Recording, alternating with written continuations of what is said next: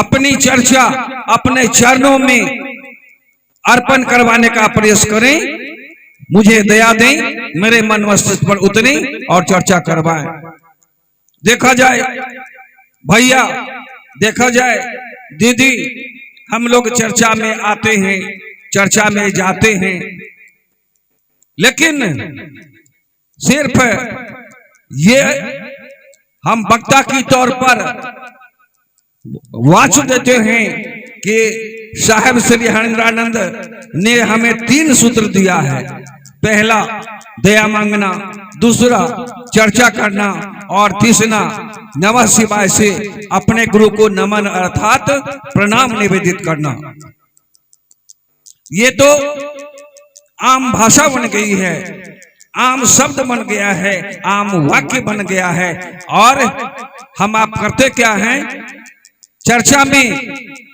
ये सही है कि भैया ने 3 सूत्र दिया, और यदि महादेव का, मेरे गुरु का कोई शिष्य प्रथमतः बना तो उसमें सर्वप्रथम नाम आता है हमारे साहेब श्री हरेंद्रानंद का। वो शिष्य बने, 8 साल तक श्मशान साधे, कठिन त्याग और तपस्या के बाद उन्होंने IAS की नौकरी छोड़ी और इसमें तल्लीन हो गए और इन 3 सूत्रों का प्रचार और प्रसार करने में जुट गए। महादेव मेरे गुरु, उनके गुरु, आपके गुरु उन्हें बतलाए कि ए हरेंद्रानंद, तुम जो करते हो वो जगत को बतलाओ। तुम्हें जो अनुभूति मिलती है, अपनी अनुभूति का बखान अपने गुरु के चरणों में करो, चर्चा करो, अपने महादेव अपने गुरु की महत्ता का बखान करो। तुम्हें जो अनुभूति मिली है वो जगत को बताओ, संसार को बताओ, संसार में इस बात को प्रचारित करो, प्रसारित करो कि यही 3 सूत्र है जिसके माध्यम से, यही 3 विधा है जिसके सहारे, यही वो 3 महत्वपूर्ण सीढ़ी है जिसके सहारे आप परम पिता परमेश्वर के चरण तक पहुंच सकते हैं। अलावे इसके कोई भी विधा, कोई भी सीढ़ी, कोई भी विधा नहीं है जो आपको परम पिता परमेश्वर के चरणों तक पहुंचावे।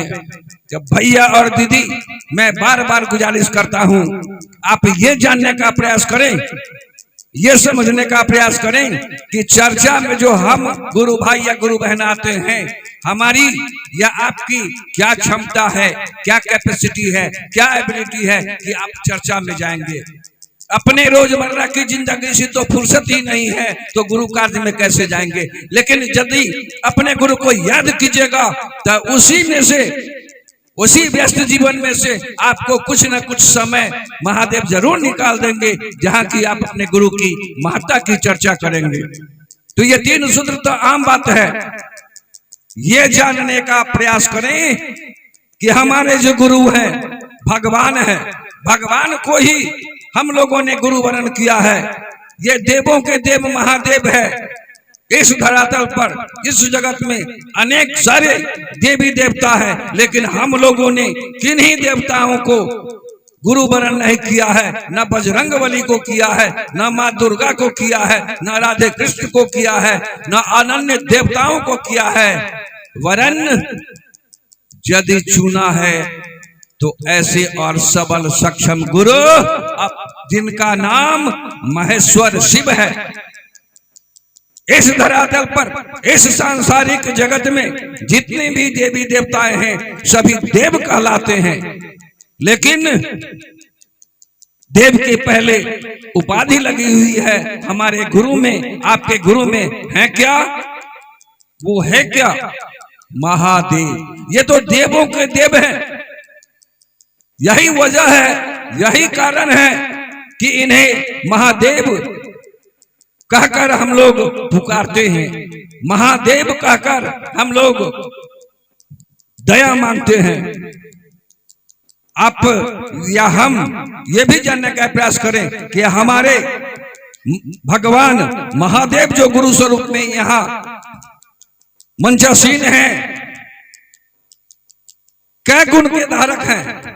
जानने का प्रयास कीजिए, और जब चर्चा में जाए तो बतलाने का प्रयास कीजिए।